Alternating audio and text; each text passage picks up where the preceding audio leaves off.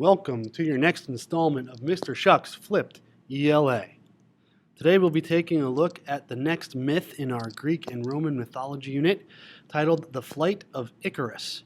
This myth is retold by Sally Benson and it begins on page 530 of your textbook. We'll begin today with a brief journal entry. We're going to take 5 to 10 minutes of writing time to respond to the following question. Why is it that so many people dream of being able to fly? If you'll now turn to page 530 in your textbook, and we will follow along with the Elements of Literature section. Myths with morals. What's the message? When a young bird flies from the nest for the first time, we say that it is trying its wings.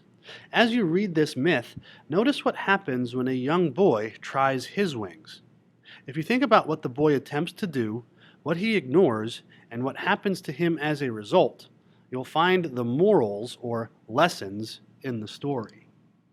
So one of the things that we'll do as we read this myth, in our fact and opinion section of our organizers, we will keep track of the different morals or lessons that we can learn based on the events of the myth.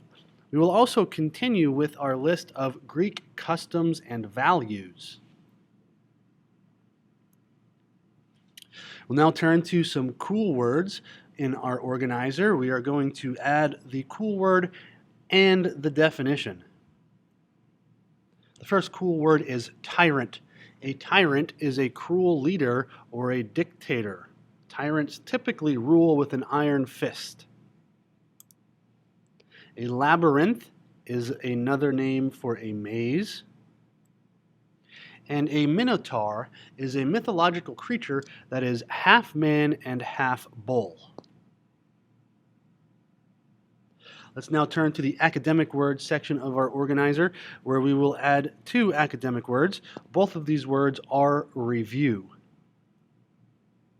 A myth is a religious story that is used to explain something in the world. An epithet. This is a vivid description of a person, place, or thing. Remember that the description comes immediately after the person, place, or thing that gets mentioned. And finally, one more review word, a moral. A moral is a lesson that is learned. Do not confuse the word moral with theme. Remember that a theme is a repeated concept or idea. A moral is a lesson. If you turn to the characters section of your organizer, we will write down some characters that play an important role in this myth. King Minos is the tyrant of Crete, and he is an enemy of Athens.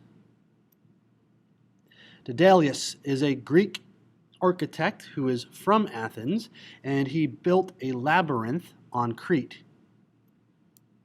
Icarus is Daedalus' young son, and Theseus is a Greek hero from Athens. He was held captive on Crete. He ends up slaying the Minotaur and escapes the labyrinth with help from Daedalus. If you'll turn now to page 534 in your textbook, we'll take a look at the literature and history section, which gives us some more background information about this myth.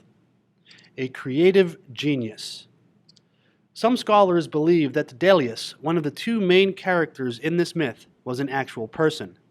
They think he was a master craftsman and brilliant inventor from Athens who invented the axe, the wedge, the level, and sails for ships. Years before this myth opens, Daedalus, in a fit of jealous rage, had supposedly tried to kill his talented young nephew, who was also an inventor. To escape punishment, Daedalus fled to Crete, an island in the Mediterranean ruled by King Minos. Today, both Crete and Athens are part of Greece, but in ancient times they were at war. Today in Crete, you can see ruins of the palace of Knossos, where legend tells us Daedalus designed a famous labyrinth or maze for Minos. There, the king concealed the hideous Minotaur, a creature that was half bull and half human. Minos agreed not to wage war with Athens if Athens would send him 14 young Athenians every year as a tribute.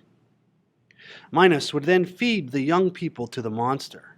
This ritual sacrifice went on for many years until the Athenian hero Theseus killed the Minotaur and found his way out of the maze.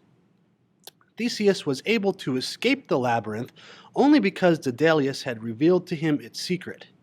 Furious at this betrayal, King Minos imprisoned the inventor and his son Icarus. And that's where the myth of the Flight of Icarus begins. Today, on the walls of Minos's palace in Crete, you can see ancient paintings of young maidens and handsome youths leaping over and away from the razor-sharp horns of bulls. If you smell what the rock is cooking. The rock says,